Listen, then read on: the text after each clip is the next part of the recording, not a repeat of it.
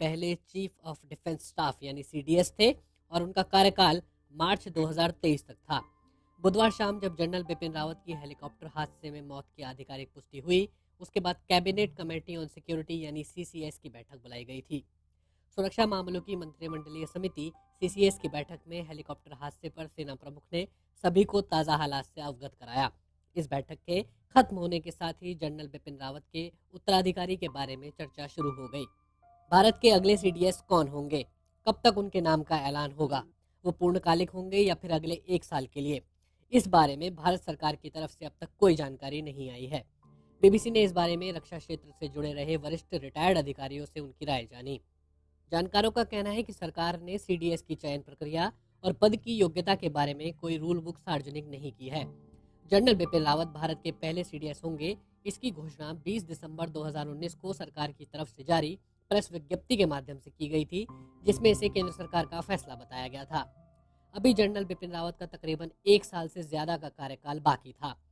शायद उनकी रिटायरमेंट के करीब पहुंचकर केंद्र सरकार इन नियमों के बारे में कोई तैयारी करती, लेकिन इस हादसे की वजह से उनका पद अचानक खाली हो गया है। जानकार मानते हैं कि मोदी सरकार द्वारा रक्षा क्षेत्र में किए गए बदलावों में ये सबसे अहम बदलाव था। इस वजह से ज्यादा दिन तक इस पद को खाली नहीं रखा जा सकता। इसकी अहमियत का अंदाजा इस बात से लगाया जा सकता है कि इस नए पद का जिक्र प्रधानमंत्री मोदी ने 2019 में लाल किले से दिए अपने 15 अगस्त के भाषण में किया था और उसी साल दिसंबर के आखिरी दिन उनके पद संभालने का आदेश जारी कर दिया गया था। दरअसल कारगिल युद्ध के बाद से इस पद को लाने की वकालत की जा रही थी। बाद में पूर्व कैबिनेट सचिव नरेश चंद्र की अध्यक्षता वाली समिति ने भी इसकी अनुशंसा की थी। जनरल बिपिन रावत के जाने के बाद से आगे इस पद पर कब, कैसे और किसकी नियुक्ति होगी, इसे लेकर भारत में काफी लोग सवाल पूछ रहे हैं। सीडीएस की मुख्य जिम्मेदारी के बारे में जानकारी देते हुए केंद्र सरकार ने कहा था कि सीडीएस का काम सेना, नौसेना और वायुसेना के कामकाज में बेहतर तालमेल बैठाना और देश की सैन्य ताकत को और मजबूत करना होगा। उनकी जिम्मेदारी रक्षा मंत्री के प्रमुख सैन्य सलाहकार के तौर पर है, जिनके अधीन तीनों सेनाओं के मामले आएंगे। सीडीएस की डिफेंस एक्विजिशन काउंसिल और डिफेंस प्लानिंग कमीशन जैसे महत्वपूर्ण रक्षा मंत्रालय समूहों में भी जगह होगी। लेफ्टिनेंट जनरल सतीश दुआ इंटीग्रेटेड डिफेंस स्टाफ के प्रमुख के पद पर रह चुके हैं और अब रिटायर्ड हैं। बीबीसी से बातचीत में उन्होंने साफ कहा कि इस पद के लिए योग्यता, नियुक्ति और अगला कौन होगा, इस पर फिलहाल कोई पॉलिसी सार्वजनिक नहीं है। इस वजह से लेफ्टिनेंट जनरल रिटायर्ड सतीश दुआ कहते हैं कि अगले सीडीएस के चुनाव की निश्चित प्रक्रिया बता पाना मुश्किल है। अपने तजर्बे के आधार पर वो कहते हैं, अगले सीडीएस के नाम का एक पैनल रक्षा मंत्रालय की तरफ से सुझाव के तौर पर कैबिनेट कमेटी ऑन सिक्योरिटी को भेजा जाना चाहिए। कैबिनेट की अपॉइंटमेंट कमेटी से भी इस लिस्ट को पास कराने की जरूरत होगी। हालांकि अंतिम फैसला सीसीएस की बैठक में ही होगा, जिसके अध्यक्ष खुद प्रधानमंत्री होते हैं। इस पैनल में आने वाले नामों पर केवल रक्षा मंत्रालय और तीनों सेनाओं से ही इनपुट नहीं लिया जाएगा, बल्कि इंटेलिजेंस एजेंसी और 4 बड़े मंत्रालय जो सीसीएस के सदस्य होते हैं, उनकी भी राय ली जाएगी। इस पैनल को तैयार करने में आमतौर पर सीनियरिटी का ख्याल रखा जाता है। चूंकि इस पद पर काम करने वाले व्यक्ति को तीनों सेना के साथ काम करना होता है, तो अगला सीडीएस इन तीनों सेना में से किसी एक सेना का भी हो सकता है। जब जनरल बिपिन रावत को सीडीएस के पद पर नियुक्त किया गया था, तो वो सेना प्रमुख थे और अपने रिटायरमेंट के करीब थे। सीडीएस के पद पर उनकी नियुक्ति 3 साल के लिए हुई थी और रिटायरमेंट की आयु सीमा बढ़ाकर 65 साल कर दी गई थी।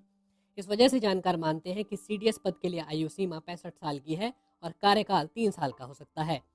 इस लिहाज से देखा जाए तो तीनों सेनाओं के अध्यक्ष इस पद के लिए योग्य होंगे, क्योंकि सेना प्रमुख के रिटायरमेंट की आयु सीमा 62 साल होती है। इस आधार पर आर्मी चीफ, नेवी चीफ और एयरफोर्स चीफ तीनों अगले सीडीएस पद के दावेदार हो सकते हैं। सीनियरिटी के आधार पर देखें तो भारत के तीनों सेनाओं के प्रमुख में लेफ्टिनेंट जनरल मनोज मुकुंद नरवणे सबसे वरिष्ठ हैं। एक तथ्य यह भी है कि जनरल बिपिन रावत के अचानक हादसे में मौत ने एक साथ 3 पद रिक्त कर दिए हैं। दरअसल चीफ ऑफ डिफेंस स्टाफ एक साथ 3 जिम्मेदारियां संभालते थे। पहला सीडीएस की जिम्मेदारी, दूसरा chairman chief of staff committee और तीसरी जिम्मेदारी सचिव डीएमए की थी। डीएमए यानी डिपार्टमेंट ऑफ मिलिट्री अफेयर्स। ये रक्षा मंत्रालय के अंतर्गत आने वाले सैन्य मामलों का विभाग है। एयर चीफ मार्शल रिटायर्ड अरूप राहा 5 साल पहले रिटायर हो चुके हैं। बीबीसी से बातचीत में वो कहते हैं, मेरी समझ में सीडीएस के पद पर नियुक्ति के लिए इंटीग्रेटेड सर्विस में काम करने का अनुभव होना चाहिए। इस लिहाज से तीनों सेनाओं के प्रमुख में से कोई भी इस पद पर हो सकता है। तीनों सेना प्रमुख चीफ ऑफ स्टाफ कमेटी में होते हैं और उनमें से एक इसका चेयरमैन होता है। जिसके पास COSC का अनुभव नहीं होगा, उनके लिए सीडीएस का पद संभालना थोड़ा मुश्किल हो सकता है। हालांकि सीडीएस का पद बनने के बाद सीडीएस को ही COSC का प्रमुख बना दिया गया था। वो आगे ये भी जोड़ते हैं कि COSC के सदस्य न रहने वाले भी CDS पद पर काम कर पाएंगे, बस अनुभव हासिल करने में थोड़ा समय लग सकता है। एयर चीफ मार्शल रिटायर्ड अरूप राहा का कहना है कि CDS के काम में केवल सेना के साथ ही तालमेल बैठाने की ज़रूरत नहीं है, बल्कि सरकार के साथ साथ नौकरशाही के साथ भी काम करने की ज़रूरत पड़ती है। इस वजह से सरकार चाहे तो CDS की नियुक्ति के लिए पैनल को बढ़ा भी कर सकती है, जिसमें वाइस चीफ को मौका दिया जा सकता है। दरअसल तीनों सेनाओं की तरह CDS के पोस्ट पर कोई नंबर 2 के तौर पर काम नहीं कर रहा था। इस वजह से अगले CDS का नाम पहले से तय नहीं है। आर्मी, एयरफोर्स और नेवी के अलावा एक इंटीग्रेटेड डिफेंस स्टाफ सर्विस भी होती है, जिसके बारे में बहुत कम लोगों को जानकारी है। कारगिल युद्ध के बाद ये बना था और अब इस सर्विस को बने हुए 20 साल हो चुके हैं। लेफ्टिनेंट जनरल रिटायर्ड सतीश दुआ इसी IDS के प्रमुख रह चुके हैं। वो बताते हैं कि बाकी सेनाओं के प्रमुख 4 स्टार जनरल रैंक के होते हैं, जबकि IDS के प्रमुख को चीफ का दर्जा नहीं था, बल्कि वाइस चीफ का दर्जा था, यानी वो 3 स्टार जनरल रैंक के होते थे। CDS का पद भी बाकी सेना प्रमुखों की तरह 4 स्टार जनरल रैंक का रखा गया था और वेतन और अतिरिक्त सुविधाएं किसी भी अन्य सेना प्रमुख की तरह ही थी। इस वजह से जानकारों की राय इस पर बटी है कि IDS के वाइस चीफ को भी इस पद के लिए योग्य माना जा सकता है या नहीं। हालांकि मोदी सरकार ऐसा करने पर विचार करती है तो उन्हें ऐसे अफसर को पदोन्नति देनी पड़ेगी।